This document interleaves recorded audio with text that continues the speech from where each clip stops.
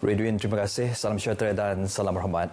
Kementerian Kebajikan Kesejahteraan Komuniti Wanita, Keluarga dan Pembangunan Kanak-Kanak KWKPK akan menilai semula semua program yang telah dilaksanakan pada tahun lepas.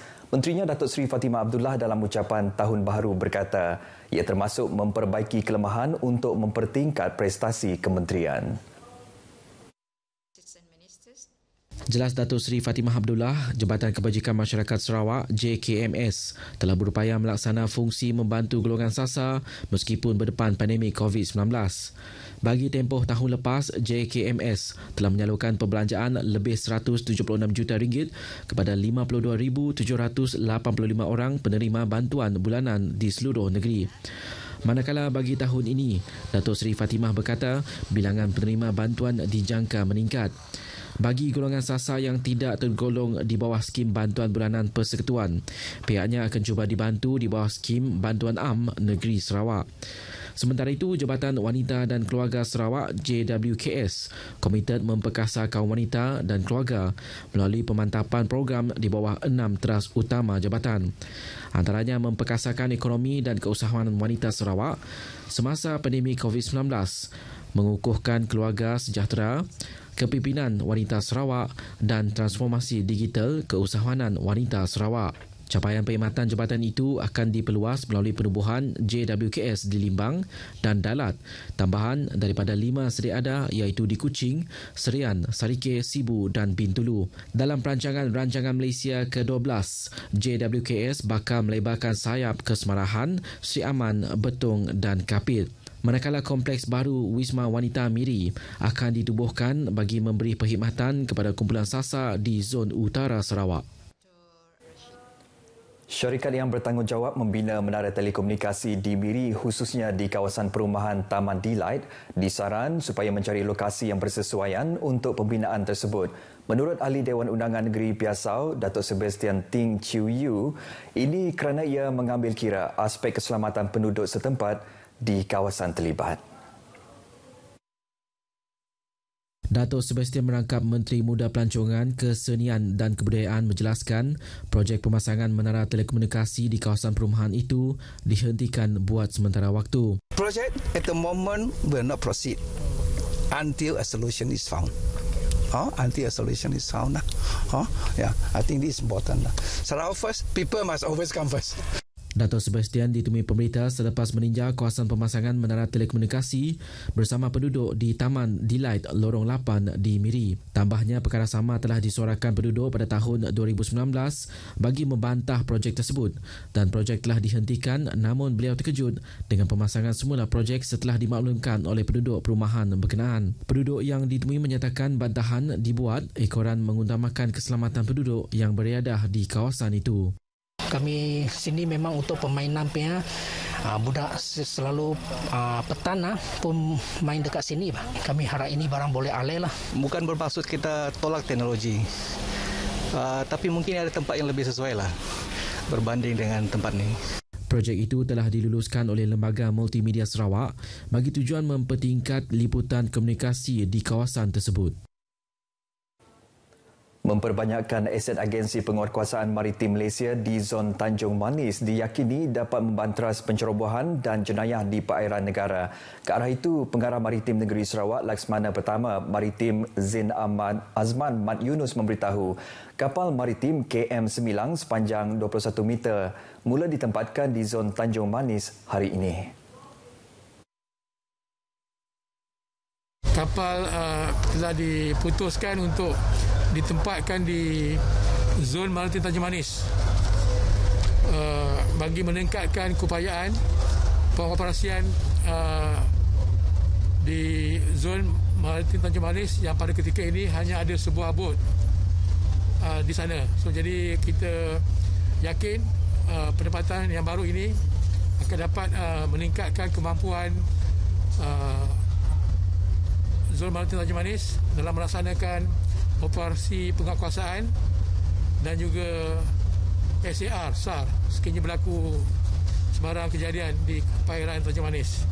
Beliau menyatakan demikian kepada pemberita pada majlis pemindahan KM9 ke Zon Maritim Tanjung Manis di Kompleks Tun Abang Salahuddin, Komtas di Muara Tebas, Kuching.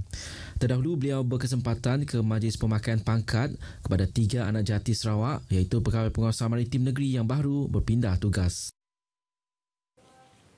Sementara itu, pada sidang media sama Pengarah Maritim Negeri Sarawak, Laksmana Pertama Maritim Zain Azman Mat Yunus yang baru berkhidmat di Sarawak pada Oktober tahun lepas, berazam untuk mempertingkat kemampuan maritim Sarawak tahun ini.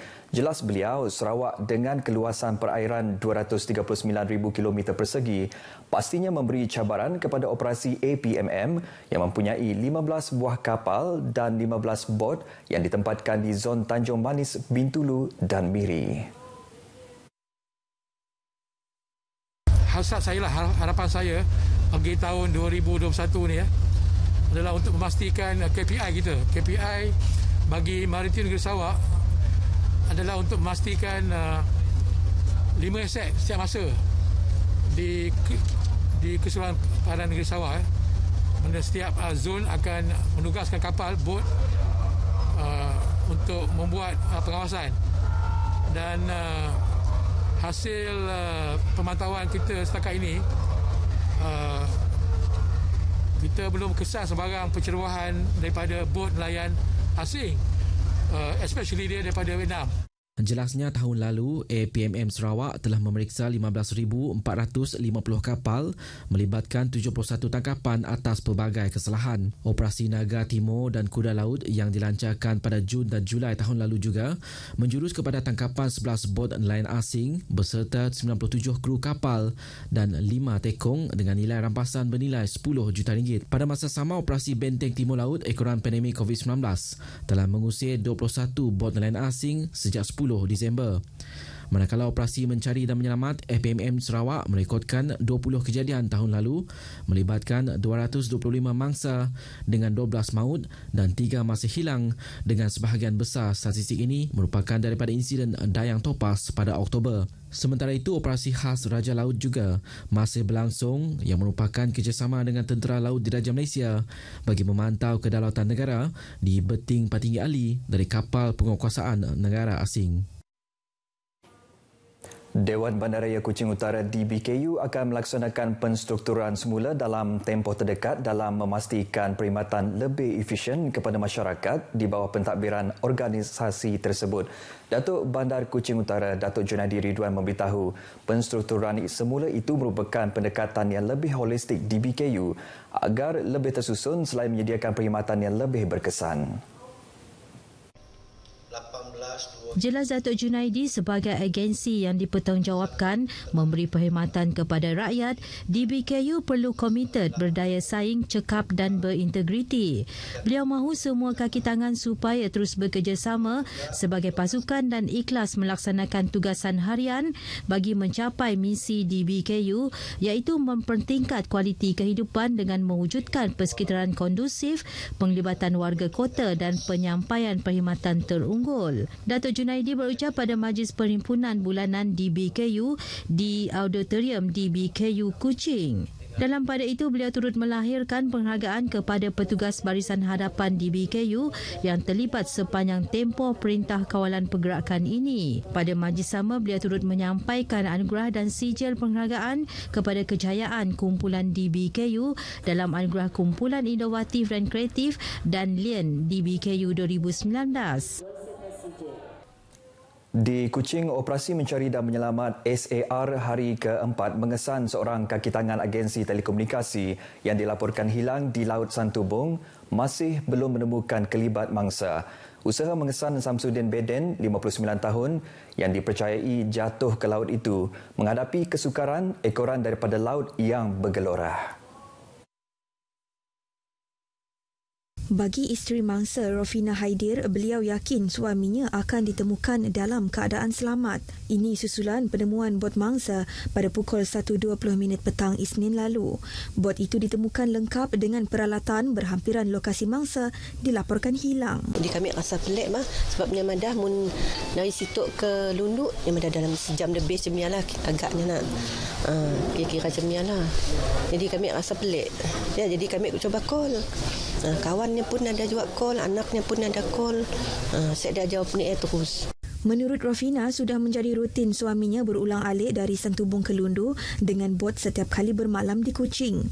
Tinjauan RTM di lokasi sempat merakamkan detik isteri bersama anak mangsa tetap setia menanti perkembangan terkini operasi bagi mengesan suami tercinta. Menurut bapanya Haidir Nusi, mangsa Samsudin Beden mempamerkan sikap yang aneh pada pagi sebelum kejadian itu berlaku. Selalunya bilanya pergi ke laut, dia akan barang bekalnya. Air dan roti dan sebagainya. Tiba-tiba harinya tertinggal. Sengaja kata sengaja Allah alam lah. GPS pun ditinggalnya, bekalan lain air pun, makanan pun ditinggalnya, dan baju jaketnya pun tertinggal. Dia macam orang kena tugas lekas lah. Pagi Ahad lepas, Samsudin dikatakan ke Lundu dengan bot berkuasa 80 kuda miliknya yang sepatutnya hanya mengambil masa 2 jam perjalanan. Bagaimanapun beliau tidak sampai ke destinasinya selepas pukul 9 malam dan satu laporan polis difailkan sebelum operasi SAR diaktifkan. Baik saudara, sekian berita wilayah dari Sarawak. Kembali bersama Redwin di Angkasa Puri. Silakan Redwin.